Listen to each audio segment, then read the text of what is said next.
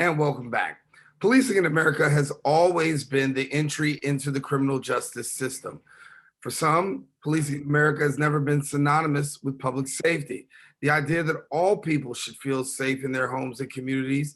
The New York Urban League is committed to addressing the needs of youth before they get into the system, as well as advocating for criminal justice policies which are fair, just, and also reducing mass incarceration while also rehabilitating and supporting productive reentry into society. Joining me and sharing more about this and more, I'm joined by the president and CEO of the New York Urban League, Arva Rice. And Arva, good to have you back. Thank you. Hello there, and thank you so much for creating the space for this conversation. Yeah, I'm excited to have the conversation. I think that, when we looked at the results of the Derek Chauvin trial, Mhm, that the issue of police reform really became magnified. That, mhm, first of all, a lot of people thought a conviction would never happen. mhm. And you get one to happen. And then the conversation continues about how do we get this police reform intact all around the country. And I know that's something that you guys have been dealing with front and center. Absolutely. We were absolutely thrilled, as was the rest of the country and the world, at the verdict that came down. And you saw, civil rights leaders, Reverend Al Sharpton, Mark Morial, the leader of the NAACP, shed real tears because we did not know that this moment would come. Because the fact is that we have been for decades, for generations, talking about how African Americans are dealt with in the political system, in the policing system. And so to even momentarily have that moment of justice was just very impactful. But the fact is there's still legislation that still needs to be passed. There's policies that still need to be changed in order for us to actually feel like we have an opportunity for any type of equality. And I'll talk more about some of the things that we're doing locally and nationally in order to put together some of the legislation that's necessary. Yeah. When we look at what's happening here in New York, we talk about policing, and the conversation is always out there about defund the police. Just had Tamika Mallory on in our last segment, and she Oh, gave a wonderful. great understanding as to what defund the police really is all about. Not the word defund, but what all of that entails. When you look at the New York City Police Department and its multi-billion-dollar budget, obviously we can see some corrective measures taken. Oh, absolutely. I love that you had my sister Tamika Mallory on recently. She's fantastic. She is on fire for this work. And I think that it's important for us to have all different perspectives when it comes to this issue. Black folks are not a monolith. And so there's some folks who definitely believe in defunding, as in reducing the amount of monies that are spent in on police departments and spending it towards other corrective actions, whether it's in social services, whether it's in employment and education. There are some folks who believe that defund means a reallocation of those resources, as I've just mentioned. Some of them think the reallocation should be at 10%. Some people think it should be at 50%, 75%. There's differences on what people's opinions are around them. But there is a consistency, and is that there is an over militarization of the police department, and that has come from federal funding that has helped to enable that to happen. We believe that there should be a decrease in the presence of police in schools. Young people walking into school, walking through metal detectors, having to strip down every day. What is that telling us about how we value our young people? What is that telling us?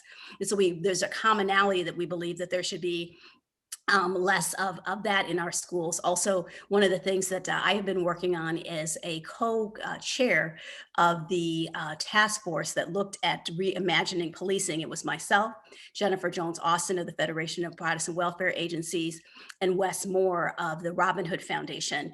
And we spent, months literally going out to community groups, talking to them about their policing experiences, and actually sitting down with the NYPD, something that I've never really done before. So having direct conversations with the police commissioner, all of his direct reports, sitting down with police union leaders, speaking with the rank and file of the police, finding out more about these processes, and just coming out of it even more believing that defunding is something that we need to do, and that is to think about how are we allocating those resources and allocating those differently. Yeah, you spoke about those meetings. Talk to me about those. I mean, you had an opportunity to go front and center with the commissioner and also those direct reports. What was your takeaway after learning more from the NYPD side? Yes, I could talk about those meetings for a long time. I learned so much. And one of those is that, I mean, there are police officers that work very hard. There's a lot of us who have police officers in our immediate families. And people talk about how, there's a few bad apples.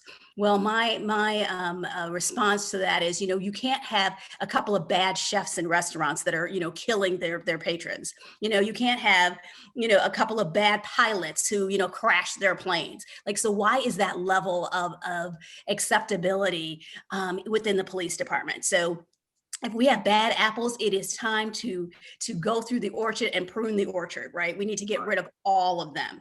And so having those conversations with the NYPD was just really eye-opening for me, because I do believe that they believe that a lot of the issues around perception, and we believe as our community members that the issues are around accountability.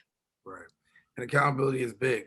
I want you to share a little bit. We talk about the state of Black America. And when we talk about the state of Black America, particularly right here in New York City, talk about that and what that means and your findings there too. Sure, absolutely. So that our State of Black America is a report that's done by our national office. And it started when Vernon Jordan was the CEO of the National Urban League. And so he said, how are Black folks doing? How are they living? What are their housing conditions like? Their education, their employment efforts. And so he released this report, which at the time was groundbreaking. People had no idea how people lived, right? And so when this report would come out, it would literally like stop the presses, and Bernie would just start to talk about the state of Black America. And in our local affiliates, the New York Urban League is one of 88 urban leagues around the country. We said, wait a minute, let's look at the state of Black Philadelphia, the state of Black Chicago, the state of Black Atlanta. And so we started to do the state of Black New York report. And so we recently released our state of Black New York and came to some conclusions that are not surprising to many of us and are shocking to some others, right? So the fact that over 50% of Black New Yorkers still have an income of $52,000 a year or less. Think about how much your rent is, think about your mortgage, think about your living expenses, $52,000 or less is what the majority of African Americans are living in. And so it's numbers like that, it's statistics like that. The fact that in our criminal justice system that we're just 17% of the state population, but 92% of the individuals that are incarcerated throughout the state, 17% versus 92%. You can't tell me that there's not something that's broken within our criminal justice system when you look at those numbers. And so that's what the State of Black New York report is about, is being able to put together those numbers that are undeniable. And so then we're able to say, what are the strategies and solutions that we need to develop as a result of them? Yeah. And when we look at housing, obviously a very big challenge for us here in New York City. We see overdevelopment in some areas, underdevelopment in other areas. Talk to me about what we learned in housing. Oh yes, the housing is at a point and place of crisis, particularly as some of the strategies that have been put together by the governor that kept people from kept people from being moved out of their homes for non-payment of rent are going to expire. And so housing is something that we most recently, the New York Urban League sponsored a community forum that's going to be leading up to the televised mayoral debates that are going to be hosted on NBC on June 16th. People should make sure that they tune in, vote. And so one of the questions that we talked about was the housing crisis. And we said that is one of the main questions I would have for any mayoral candidate is, what is your housing plan? What are the things that you're going to do to make sure that New York City remains somewhat affordable for Black New Yorkers? Yeah. And so you mentioned like looking at some statistics that really just stuck out. You didn't know how bad it was. What was one of those areas where you said, man, I didn't really know how bad that was? I definitely think that the number around criminal justice was the one that really struck me the most. 17% of the population, 92% of those who are incarcerated. That was one that was the one of the most startling for me. Other statistics on education and graduation rates were statistics that stood out for me as well. We just recently saw that six individuals were just accepted into Stuyvesant High School. And so the numbers of opportunities that are available for our young people to take advanced placement courses and be able to be eligible for specialized high schools and be able to have successful colleges careers. One of the other things that we found in the report is that being able to get a college degree is a significant buffer to poverty. The fact is that once you get your college degree, you're able to find other ways in which to not fall into poverty. And so the fact that we still have such a low college graduation rate was something that also struck me. The African-American women are graduating at higher rates, but we need to work harder to wrap our arms around our men to make sure that they graduate as well. Yeah, come across the finish line, very much needed. And, when you can come across the finish line with that degree, there's so many other options that are actually available for you. I know on the national level that you got a couple of things happening and some things that we'll be actually looking out for. Give us a little bit of a preview. Sure. So one of the things that our national office has been working very hard on is, and just recently released, was our 21 pillars, looking at criminal and police reform and justice. For years, we have been talking about the disparity between how African Americans are treated in the criminal justice system and others. And so as a result of George Floyd's death, we worked in conjunction with the NAACP, with the National Action Network, to work for the George Floyd Policing Act. And within that act, it's talking for, the banning of chokeholds. It's calling for a national registry of police officers, and so that you can not misbehave in Indianapolis and then get a job at the LAPD, but that your track record follows you from place to place. We think that that's something that's extremely important. And so we've talked about also just some of the lighter criminal issues that happen as well, and have put those all into this 21 points and pillars that take on the issues of accountability, that take on the issues of training, that take on the issues of cultural training and bias. Also looking at promotions. The New York City Police Department is, quite frankly and honestly, one of the most diverse police departments in the country. Yes. However, ask the same question when you talk about the top 500 people that are in the police department. Will they have the same answer about diversity? And the answer is absolutely not.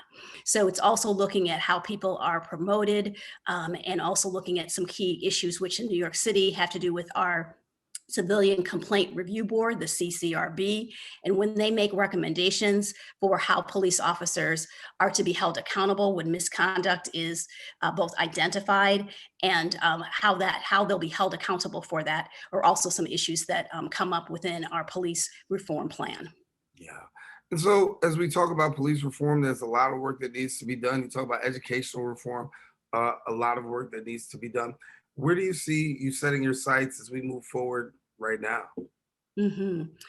Like you said, it's a lot, right? The moment where George Floyd, where all of us watched the 8 minutes and 46 seconds, which we found out was actually even longer, Right. was a moment where Black and white America could no longer deny that there is a disparity in the way one group of people is treated in this country and another group of people is treated in this country. And so people started to center on criminal justice, which made sense because, unfortunately, even after we received a positive verdict in the Shaven case, we went on to see other issues that came up the day after and the week after and the week after that, right? So we've only just begun this fight. But we can't just focus in on criminal justice without thinking about what you just asked, Daren, in housing, also looking at the inequities in education, also looking at the inequities in economics, which is a huge one that the urban leagues have focused on for decades. And so I think that our strategy for Black America needs to be comprehensive. It needs to be about not only raising the issues, but also about alleviating them. Reverend Al Sharpton has a wonderful story that he tells about how he was trying to show his sister that if you turned out the lights in their apartment in the projects, that roaches would come out. But every time his sister would come out to look at them and he would turn on the light, the roaches would scatter. And so his sister would never believe him because he was like, no, seriously, sis, there were roaches all over the counter. Well, our work is to not only to shine the light on the roaches, but we need to eliminate them as well. And that's what our work is. Yeah, and a lot of great work that continues to be done by the New York National Urban League, and we thank you for the work that you're doing obviously staying at the forefront of all of this and really bringing people into a better consciousness. So I again asked you the question, when this show is called the Social Justice Forums, when you think about social justice, what does it mean to you? What an awesome question. Wow, when I think about social justice, I think about a place and space where, Black women can feel powerful and protected and loved. That we don't have to walk around in fear of how people are going to react with us, whether it's police officers or whether that's a member of the community. It's a place where our Black girls are loved and cherished, and they are given the message that they are beautiful. It is about interacting with systems that treat us fairly and equitably, whether it's education, whether it's health, whether it's criminal justice. To me, that is what social justice is about.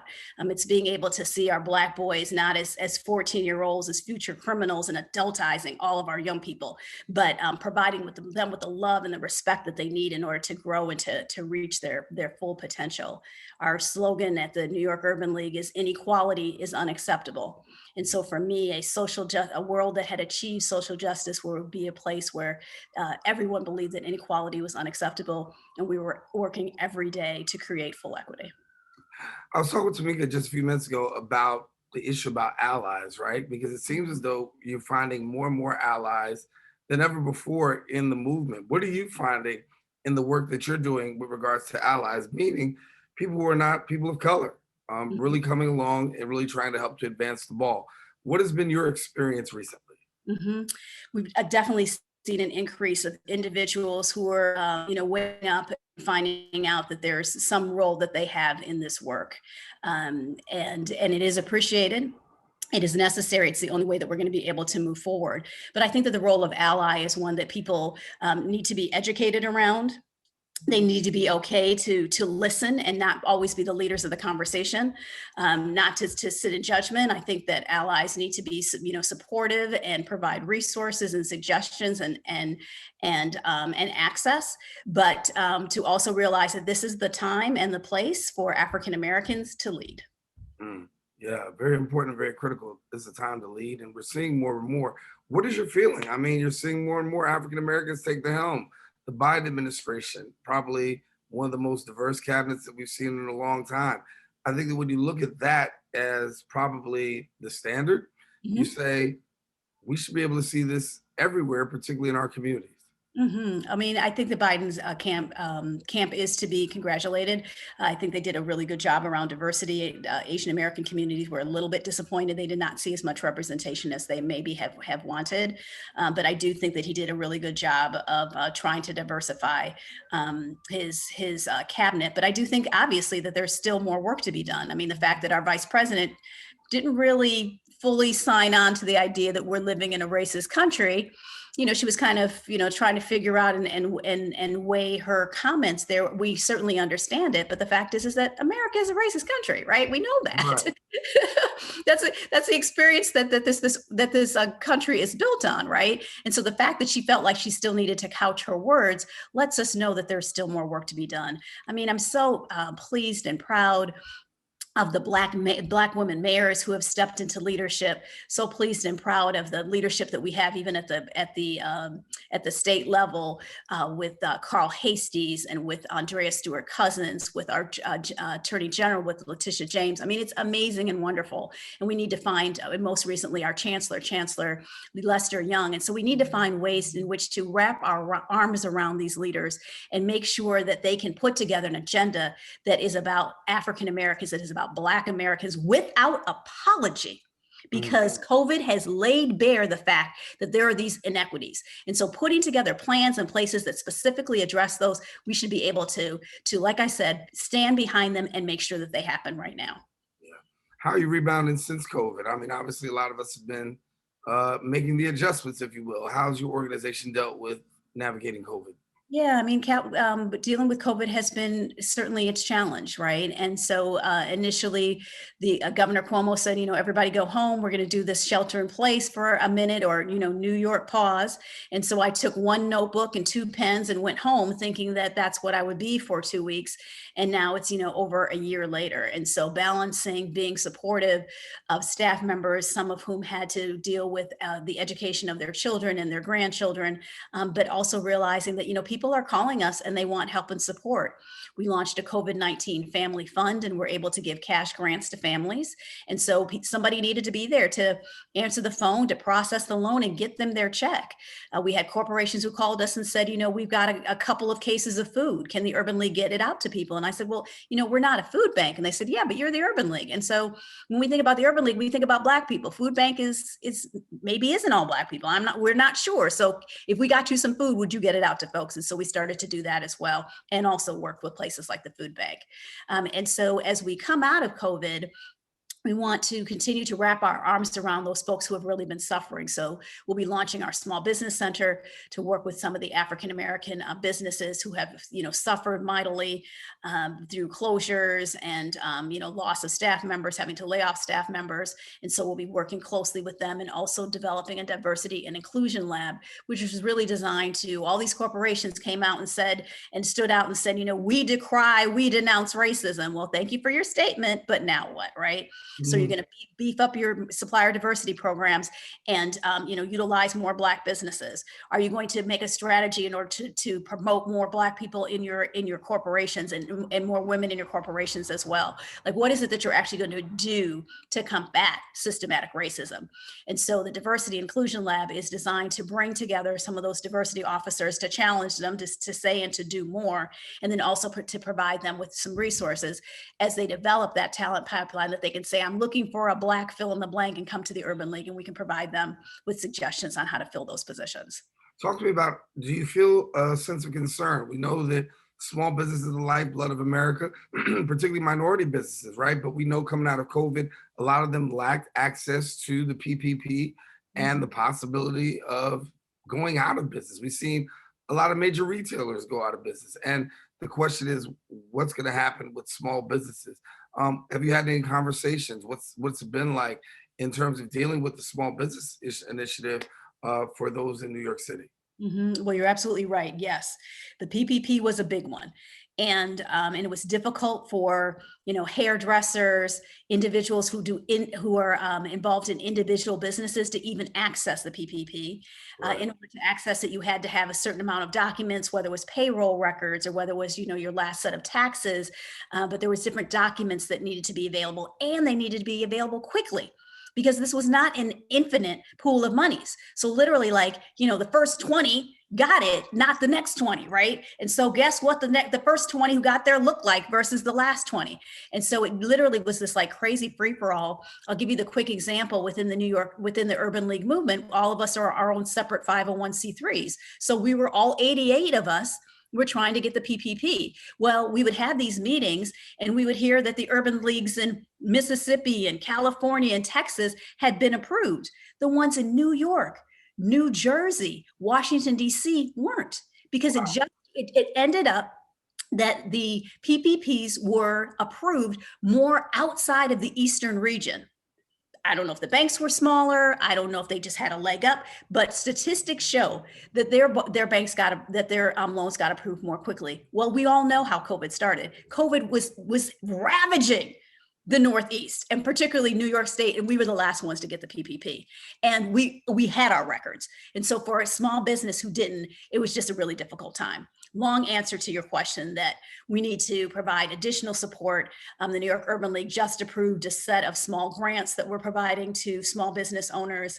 We will continue to do that and more in order to provide them with all the support and help that they can. One of the things that we want to do is also help them in terms of their marketing. Any individual can help a small business. They can order their product, they can use their services. And so we want people to get concrete information, how they can be supportive of helping this industry, because as as you mentioned, small businesses are the lifeblood of any community, and particularly in the African-American community. We'll hire the cousin that just came out of jail, right? We'll hire, the sister who's, not always, gotten the greatest results in her business, but we know she needs the job. She needs to take care of her kids. We'll give her the chance.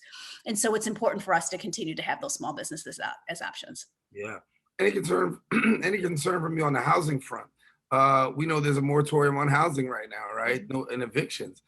Right here in New York City, with high price rent and all that's going on, there's a chance that we might see more and more people of color on the eviction line.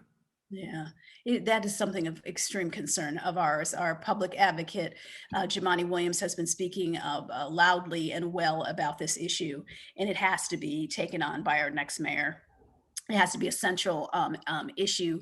As we know, the American Rescue Plan that was just approved by President Biden is providing an additional unprecedented amount of monies into states and into cities. And so we need to follow the money. And we need to make sure that that money is going towards issues that we are really concerned about. And so whether it is being able to provide direct subsidies to individuals in order to make sure that they can pay down some of those back rents, or whether I'm not a big fan of providing it to homeowners, but we need to figure out some ways in which we can keep people intact and in their houses. We don't want people to move into temporary shelters. We don't want them to move into that system. And so it has to be a priority of upcoming administrations. Yeah. How do you see things playing out towards the summer? What do you got your eyes set on? Well, when it comes to the summer, I'm excited about our new schools chancellor, who is working hard to create summer opportunities that will give young people outside of their houses, and not only in the communities, but in the communities involved in very positive work. Our Parks Department has received a number of grants and supports. We hope that young people are out there, helping to make our parks beautiful, learning and being educated in innovative ways, making their ways back to some of the institutions that have been closed for months, whether it's into museums and libraries, and just really back to using New York City as a laboratory in order to move from this moment in place and space and time. Our young people were already at risk. I mentioned some of the statistics around our educational assessments, young people, Black young people being behind, between 100 and 150 points on their SATs. And we want to make sure that we close those gaps just as quickly as possible. All right, Scott, thank you so much for being with us here on the Social Justice Forums. Great information. Of course, we'll continue to follow the work that you guys are doing, and you've got an open forum to come back here. Thank you so much. I appreciate the conversation. Great conversation. Thank you much.